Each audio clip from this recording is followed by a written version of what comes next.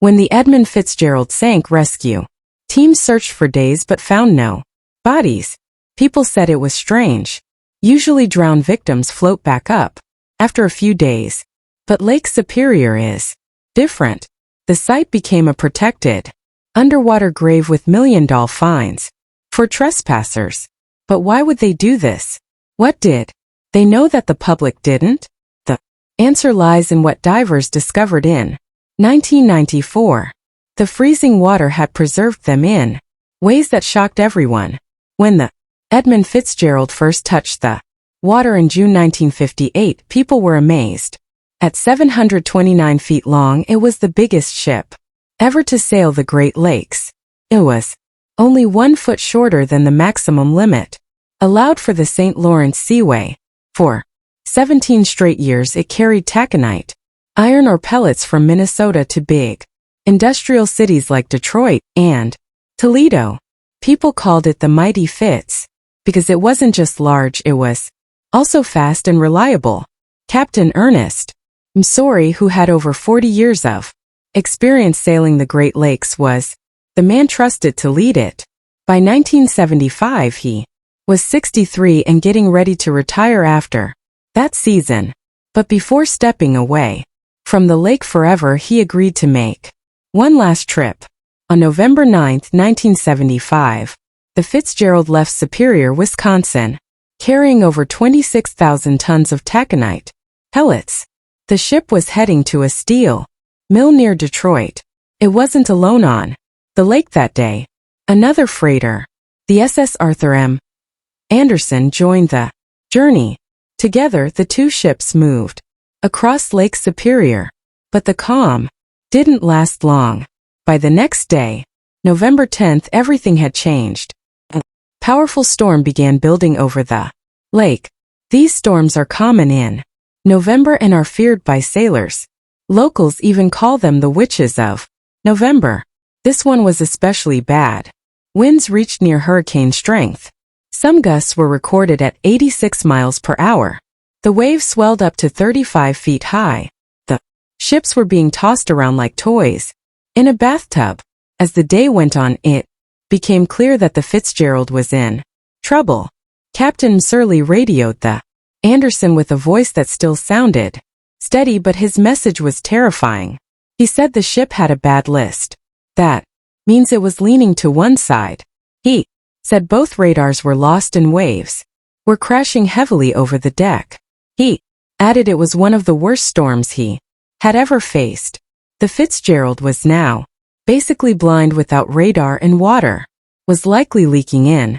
Surley and the Anderson's captain tried to steer both ships toward Whitefish Bay in Michigan. It was the nearest safe spot, but they were running out of time. At around 7:10 p.m. on November 10th, the Anderson asked how the Fitzgerald was doing. Surley calmly replied, "We're holding our own." Those were his final words. Just a few minutes later, the Andersons' radar showed something unthinkable.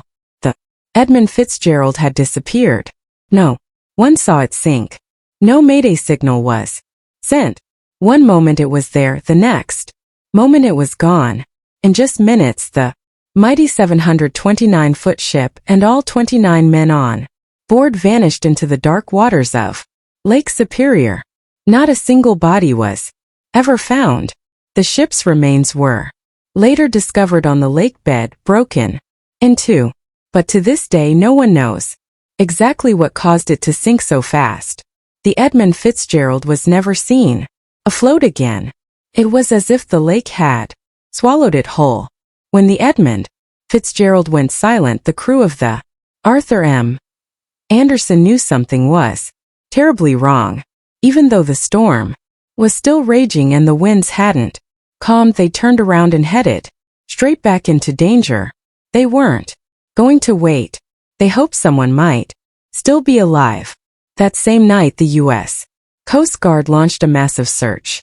They asked every nearby ship to help, even though the weather was so violent that many were afraid to go near the area. Planes flew low over the waves and boats crisscrossed the last known location of the Fitzgerald in eastern Lake Superior.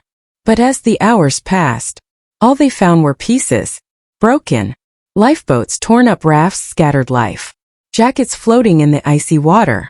Not a single body was ever found. Not one of the 29 crew members made it home, and that hit everyone hard.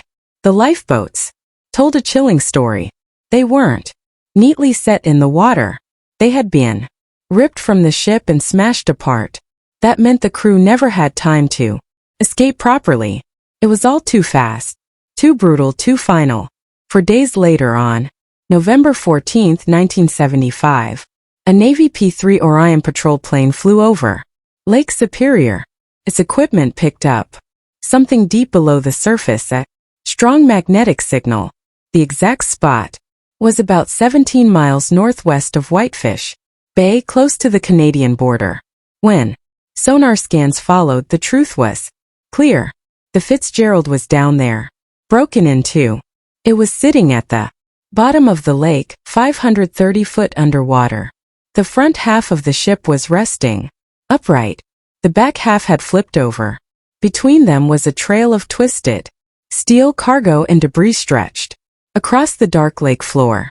It looked like the ship had split apart as it slammed into the bottom. It was more violent than anyone had imagined. After the Edmund Fitzgerald disappeared in November 1975, people wanted answers. How could such a huge freighter just vanish in the middle of Lake Superior without even sending a distress call? The U.S. Coast Guard began an official investigation trying to figure out what went wrong.